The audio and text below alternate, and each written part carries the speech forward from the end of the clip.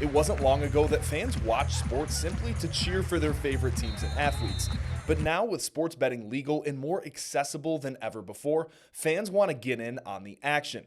Jonathan Kinane is one of many college-age students who picked up gambling as a hobby in hopes to make some money. All my friends by our senior year we had like group chats, we post our picks, we compared our picks against one another for certain games. Before we get too complex with betting terminology, let's just cover the basics.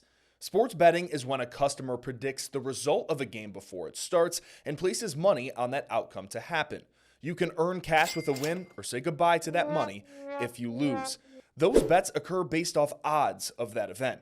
The favorite in the matchup is signified with a minus sign before the numbers, and a plus represents the underdog who isn't favored to win. Falk College sport analytic professor Rodney Paul is here to teach Betting 101.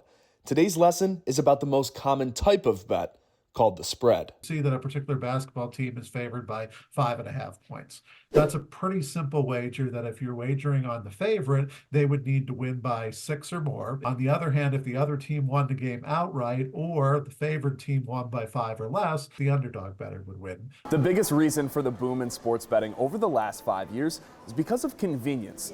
Instead of driving to a physical location at a casino to cash your wins, sportsbooks like FanDuel and DraftKings have made it easier than ever to place bets on their mobile apps right on your smartphone. FanDuel and DraftKings have strategically marketed these apps to the 21 to 35-year-old audience.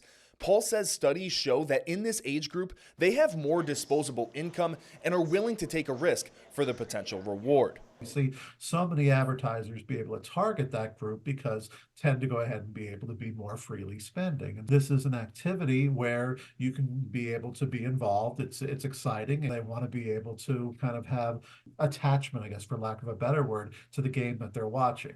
For sportsbook users like Kinane, betting is a driving force to watch games for excitement, regardless of how much money is on the line. Probably won't sound great coming from me, but if it's not like a Syracuse game or a pro team that I'm a fan of, I don't know if I could just sit through a random sports game without having a bet on it. Online sports betting is now live in 38 states across the nation, including North Carolina after Governor Roy Cooper legalized it a few weeks ago. FanDuel has poured millions into TV advertisements and partnered with pro teams like the Phoenix Suns on their new arena to create even more incentive for potential customers to try sports betting. Everything that you see when it goes to break or the advertisements at the stadiums, there's a lot of lounges or areas within stadiums that are just dedicated to FanDuel or DraftKings to be able to bet. So people are just constantly inundated with it. So that's everything in your sports betting crash course.